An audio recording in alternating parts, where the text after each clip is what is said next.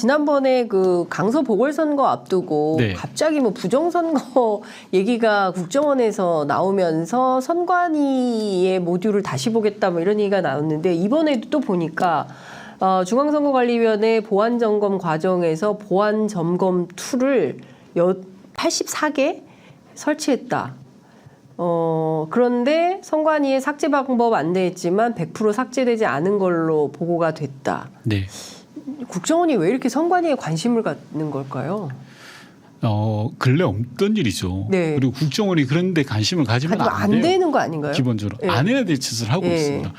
크게 문제를 세 가지로 짚을 수 있는데요. 첫 번째는 네. 방금 말씀하셨던 보안 점검에 관한 문제입니다. 네. 권력기관의 보안 점검을 국정원이 한 적이 없어요. 예를 들어서 국회, 네. 감사원, 네. 선관위 이런 기관들은 네. 국정원이 보는 게 아니라 자체적으로 보게 해요. 네. 왜냐하면 국정원이 봤을 때는 그게 어떤 오해를 끼칠 수가 있잖아요. 두 번째는 네. 이번 보안 점검의 결과 발표의 시기의 문제입니다. 말씀하신 대로 강서 선거 하루 전에 발표를 하잖아요. 그러니까요. 굳이 그럴 이유가 뭐가 있어요. 네. 그리고 그보다 훨씬 전인 한 2주 전에 이미 결과는 다 나와 있었어요. 예, 예. 실제로. 그렇죠. 그리고 선관위는 그 결과에 발표되는 결과에 대해서 동의를 못 한다고 했어요. 그래서 결국 어떻게 했냐면 네. 발표는 우리가 할게. 대신에 선관위 니네가 동의 못하는 부분은 니네가 따로 이야기해라. 이렇게 서로 신사협정을 맺었다는 거예요. 네. 이게 말이 됩니까? 콩가루 집안도 아니고 같은 국가기관끼리 예. 서로 협의해서 절충되는 내에서 발표를 해야 되는데 국정원은 국정원 자체 발표만 해버려요.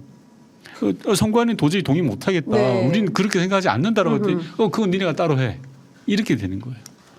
그리고 세 번째는 네. 조금 전에 말씀하셨던 해킹 툴을 네. 84개를 심어놓고 나왔다는 거예요.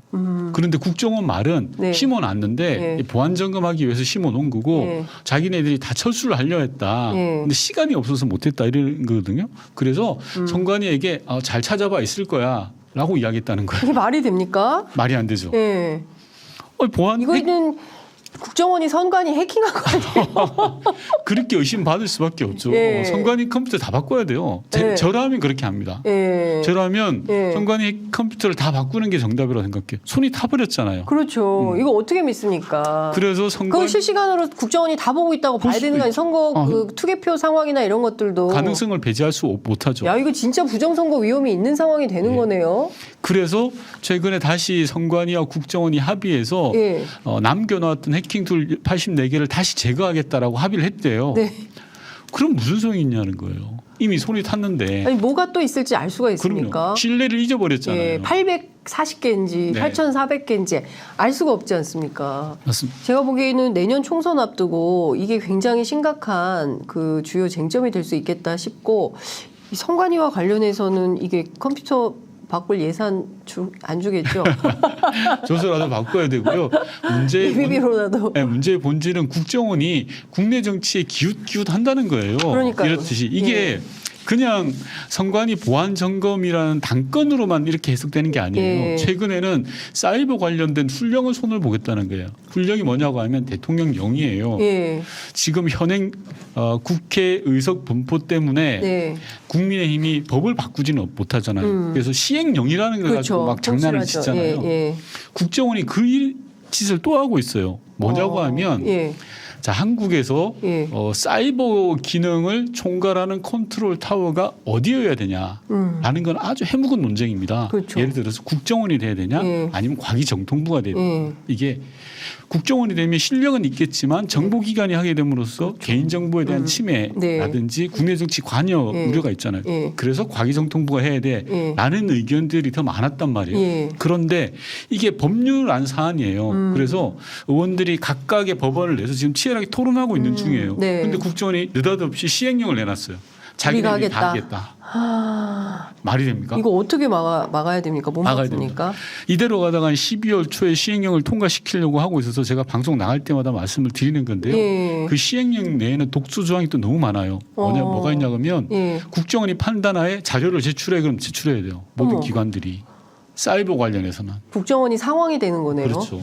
그래서 이 시행령에 대해서는 지금 예. 뭐 여러 가지 의견들을 수렴하고 있는데 예. 이런 부분들은 조속히 해결돼야 되고 이런 것들이 한두 가지가 아니다 보니까 모두에 말씀드렸던 인사파동, 그다음에 선관위 보안 점검, 예. 사이버 훈령 네. 이런 것들이 계속 쌓이다 보니까 국정원이 다시 국내 정치 개입하는 거 아니야? 그렇죠. 과거의 흑역사로 다시 돌아가는 거 아니야? 예. 그런 의심들을 가지게 되고 신뢰를 못 보내는 거죠. 예. 근데 이 일의 본질은 어디에 있냐? 예.